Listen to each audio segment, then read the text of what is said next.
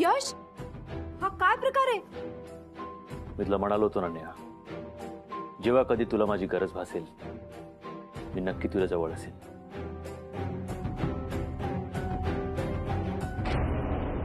हे लग्न नाही होऊ शकत.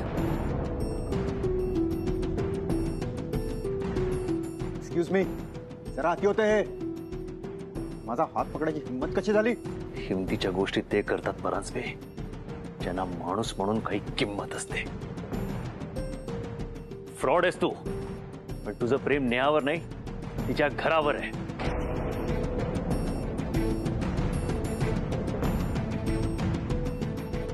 खोटं बोलतोय हा. खोटं बोलतोयस तू?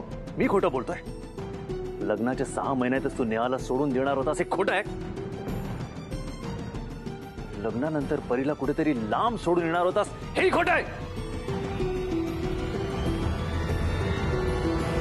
परांजपे, काय म्हणतोय यश? आता का गप्प बसलात? यश जे काही म्हणतो ते खरंय का परांजपे?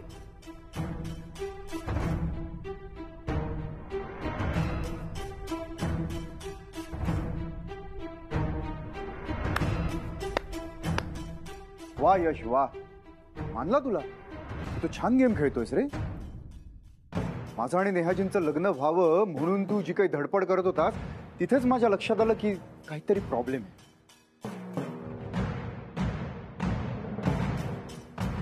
नेहाजींच्या समोर चांगला माणूस बनायचंय ना तुला, जो तू नाहीच आहेस. मला आधीच कळलं होतं, पण मी मुद्दाम काही बोललो नाही, कारण परी आणि नेहाजींची काळजी होती मला. फ्रॉड चेहरा समोर आला असता ना तर यांना धक्का बसला असता. आज या सगळ्यांसमोर मी तुझा खरा चेहरा जो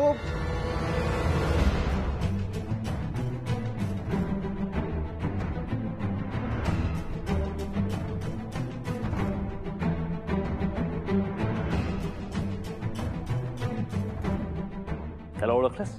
याची ओळख पण मीच करून देऊ. नेहाने इतक्या विश्वासाने तुला पावर फेटवणे दिली, ते पेपर्स या हरामखोराकडे कसे आले?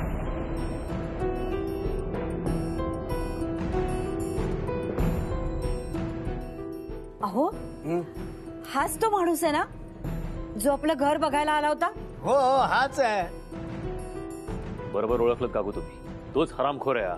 जे तुमच्या बरोबर घडणार होतं तेच आता नेहा बरोबर पण घडणार होतं.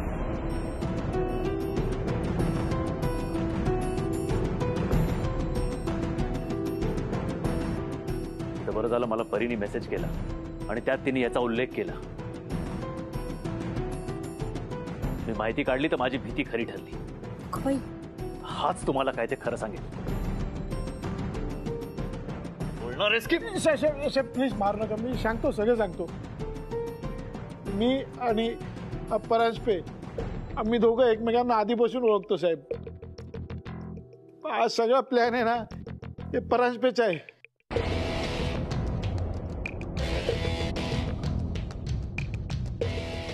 याच्या आधी आहे ना साहेब, आम्ही एका रेस्टॉरंटमध्ये भेटलो. त्या नेहा कामतच्या घराचं डील करायला घ्या. ते घराच्या नाद आहे ना, शोधून टाका तुम्ही. काय आहे ते घरावरती खूप कर्ज आहे. कर्ज 5 रुपये असेल ना तर घराची किंमत 20 रुपये आहे. एकाच डील मध्ये मालामाल होऊन जाऊ आपण.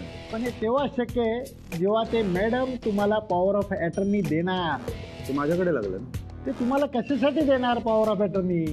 माझी होणारी बायको आहे. पण काय ना परांजपे साहेब, प्रॉपर्टीसाठी तुम्ही आयुष्यभर एखाद्याला लग्न करून घरी आणणार. मला तुमचा हे डील अजिबात पसंत नाही पडला.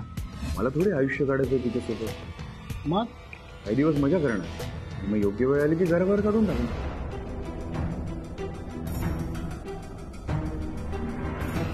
त्या नेहा कामतने थकवला मला पार. तिने आणि तिच्या पोरीने.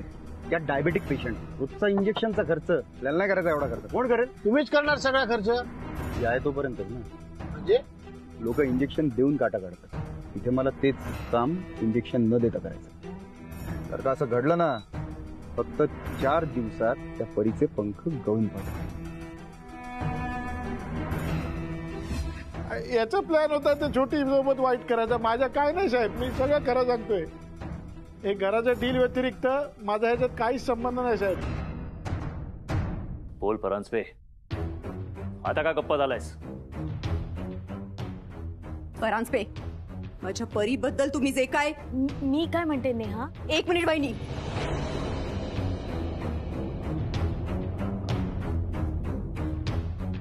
मी माझ्या परीबद्दल विचारतीये. माझ्याबद्दल कोणी काही बोललेलं मला चालेल, पण माझ्या परीबद्दल कोणी जसं तसं बोललेलं मला चालणार नाही. आणि परीबद्दल जाणून घेताना कोणी मध्ये बोललेलंही मला चालणार नाही. बोला, मी जे काय ऐकलं ते सगळं खरंय? परांजपे बोला. नाही हे माझा जीव आहे तिच्यावर. म्हणून तिचा जीव घ्यायला निघाला होता तुम्ही?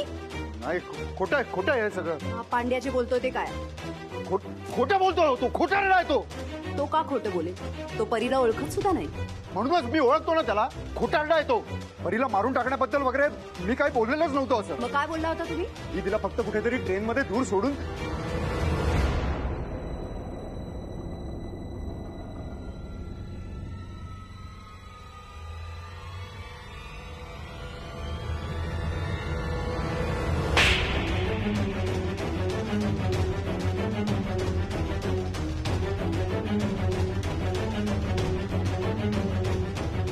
ये नेहा कामात.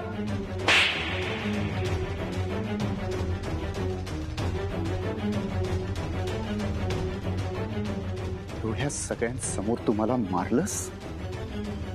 कोण समजतेस कोण स्वतःला? ते पदरी ही अवलक्षणी पोरगी देऊन नवऱ्याने टाकलेली पाहिजेस तू.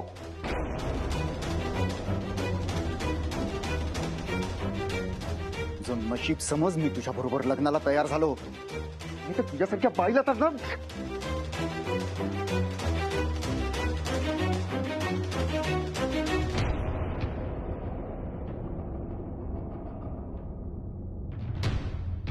यापुढे नेहाच्या बाबतीत एकही अपशब्द काढलास ना. काय करशील रे तू? काय करशील?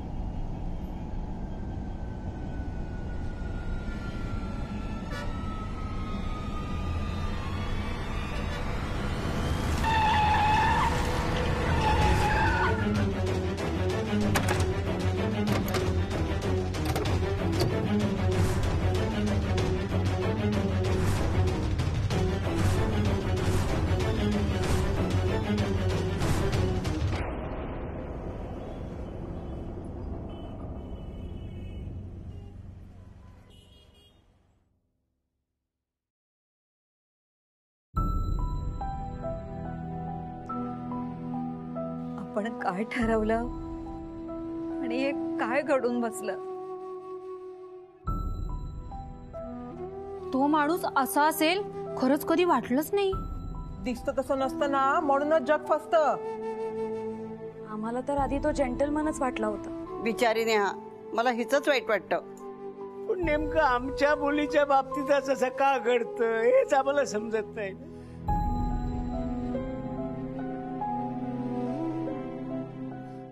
बिचारा.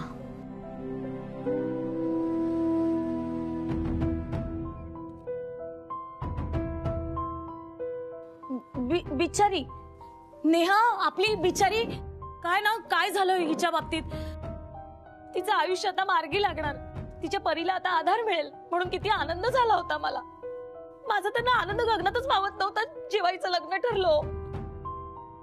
पण आता तो माणूसच नालायक निघाला, त्याला काय करायचं ना आपण. बरं झालं गेला तो, जाऊ दे आता. काय नसतं एखाद्याच्या नशिबात सुख. आपल्या सगळ्यांच्या डोळ्यासमोर तो नेहाला फसवत होता आणि आपल्याला कळालंच नाही.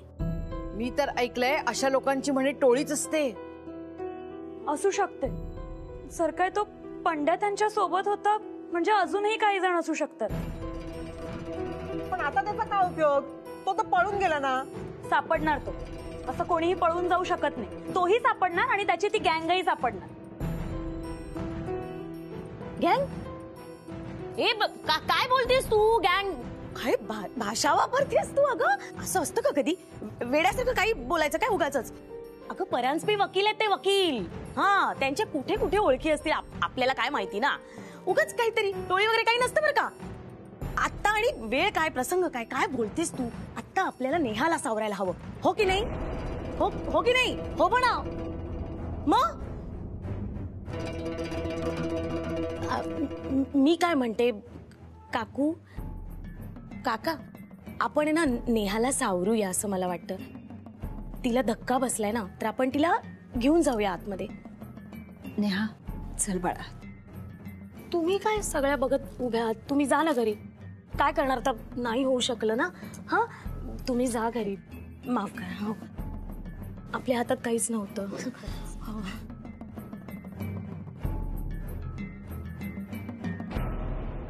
तुझं काय, तू घरी गेलीस तरी चालेल. आता लग्न वगैरे काही नाहीये ना. जा, मी बघते तिला. चला ना काकू, हिला घेऊन जाऊया. चल बाळा.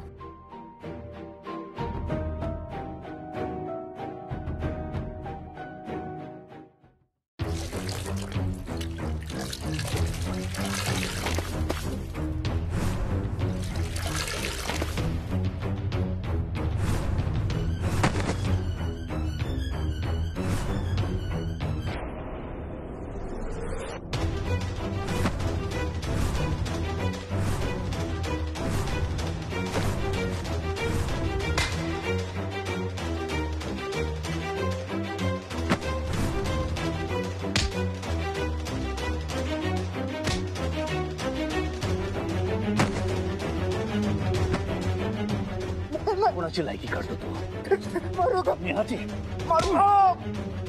नाव घ्यायची तुझी लायकी नाहीये, तिची लायकी काढणार तू. काय बोलला होतास परीबद्दल? आता बोल. आता बोल.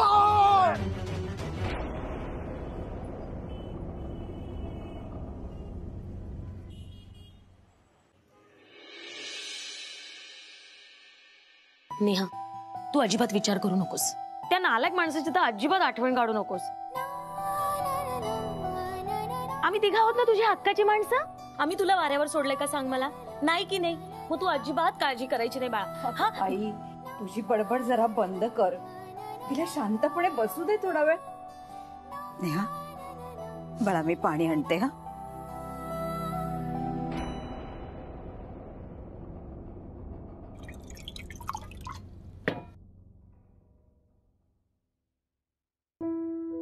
काय ग बाळा, काय झालं? काकू, फ्रेंडला मेसेज केला म्हणून सगळं घडलं का? म्हणून माझ्या आईचं लग्न झालं नाही ना? आज मी चुकीचं वागले ना? नाही ग बाळा, तुझं काहीच चुकलं नाही. खरं म्हणजे आमचंच चुकलंय. तू नसतीस तर आज काय झालं असतं? अगं तू फ्रेंडला फोन केलास ना म्हणून तो देवासारखा धावून आला. नेहा,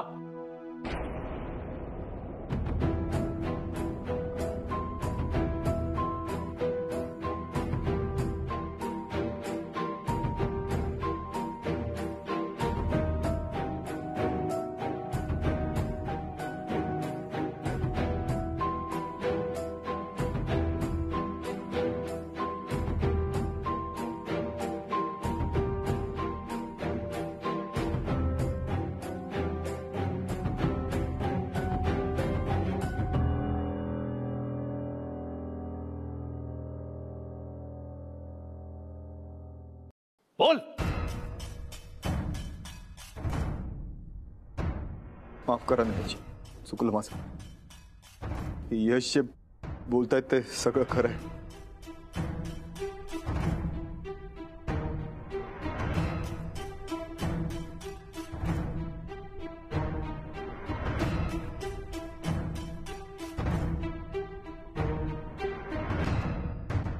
यस साहेब, आता तुम्ही आमच्यावर सोडा. याचं काय करायचं ते आम्ही पाहतो. चाल रे.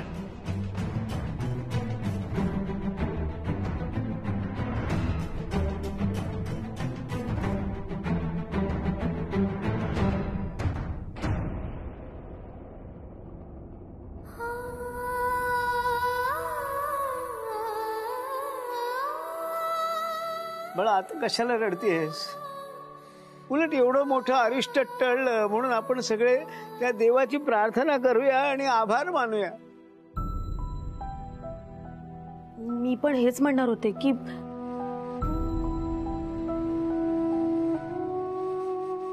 I am really very sorry. जे काही घडलं त्याला खरं तर मी जबाबदार आहे. तू लग्न करावंस आणि ते परांजपे बरोबरच करावंस माझा हट्ट होता. तसं तर आमचा सुद्धा हट्ट होता ना. त्यासाठी खरं म्हणजे आम्हालाही तुझी माफी मागायला हवी. तुम्ही प्लीज कोणी असं काही बोलू नका. तुम्ही सगळ्यांनी जो विचार केला तो माझ्या आणि परीच्या भल्यासाठीच होता ना. अगं पण असं असलं ना तरी बहिणी, या सगळ्यात जर कोणाचा दोष असेल ना तर तो माझ्या नशिबाचा आहे. जाऊ द्या, जे झालं ते बरं झालं. जर माझं लग्न झालं असतं आणि माझ्या परी बरोबर काही झालं असतं तर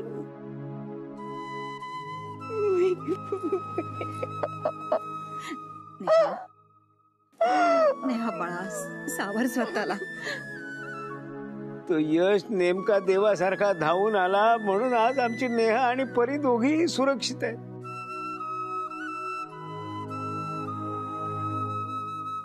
नेहा, तू अजिबात काळजी करू नकोस. यापुढे तुझ्या आयुष्यात असं काही कधीही घडणार नाही. I promise. आणि म्हणूनच मी तुम्हाला सोडून कुठेही जाणार नाही. फ्रेंड, तू खरंच जाणार नाहीस?